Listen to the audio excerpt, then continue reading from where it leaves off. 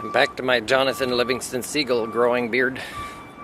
I'm gotta trim this and let this grow a little bit more. The lifelong learner beard. You know, the first week of September, I've always been excited about school because I used to associate it to learning. No longer, right? Education, learning, not the same things. You gotta define them. You gotta even define education or school. I've often, though, not looked forward to school after Christmas break. So what does that tell you? What's the difference? And it's not having to dress and be cold, or it's about at that point I knew, well, when I was younger anyways, who my teachers were, my classmates were, what I'd be learning, what it'd be like when I'd be learning. So it wasn't as exciting as the discovery of September. Who's going to be my teacher? What's my class dynamics going to be like? So I still, as an educator and lifelong learner, I still am excited about the beginning of school. In our country, it's, the beginning of September. So I watched the last episode of Foundation, episode 10, season 1. It says season finale. It doesn't say series finale. I don't know when there might be a season 2. What they did in this episode is they opened up a lot to things they could be working on in storylines for season 2. Again, so many things really don't match up, and they really don't fall under psychohistory anymore. It's almost like you win the lottery 10 days in a row without buying tickets is kind of the long shots that they're playing at, as if that's part of psychohistory. So there's the astrology kind of, the magical prayer beliefs. It's not what Isaac Asimov was promoting in these characters. So that's disappointing. I mean, it's disappointing the last scene, of the two ladies meeting, in that way. There's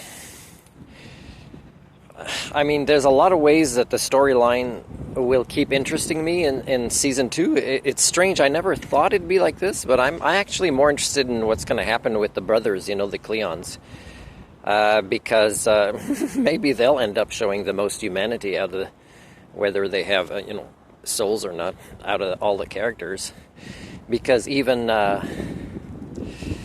any hero in there, has flaws, which they do. But some things, you got to question their choice about what they were dishonest about and how they made their decisions on long shots, including a lot of people's lives at stake, or deceit. It's hard to find heroes to admire, even in the fiction world now, and that the storylines make sense for their behaviors. So, anyways, that's kind of, it's the disappointment. It's not as big as a disappointment as I expected, because I'm curious to see where they go. Like Eto Demerzel's final scenes were interesting. They still didn't provide the answer about the robot wars, her programming.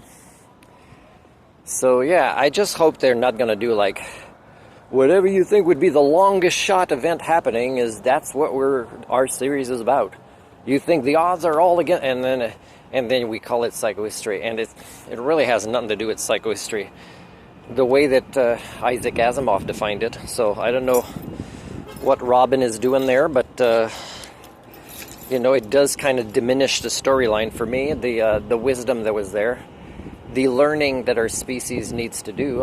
It's nice that there'll be some collaborations, but that it takes that long into the future for people to think that, hey, we can do it now. We can actually, have Palestinians and Israelites, is that how you say it?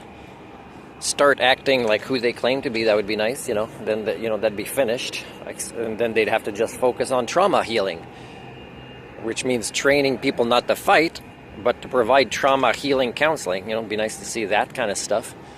So I was hoping that this story coming out at the time of history of our real world that is on the brink of proto-civilization collapse would incorporate more lessons of this type. You know, because at this point, it's a little bit like a Deadpool movie where, you know, he does a lot of horrible things and a lot of characters do horrible things, and then there's one or two characters that redeem themselves a tiny bit. And that's, wow, we're so impressed. That's the limit of our sentience and sapience. So, you know, I'm still hoping for better than this in season 2.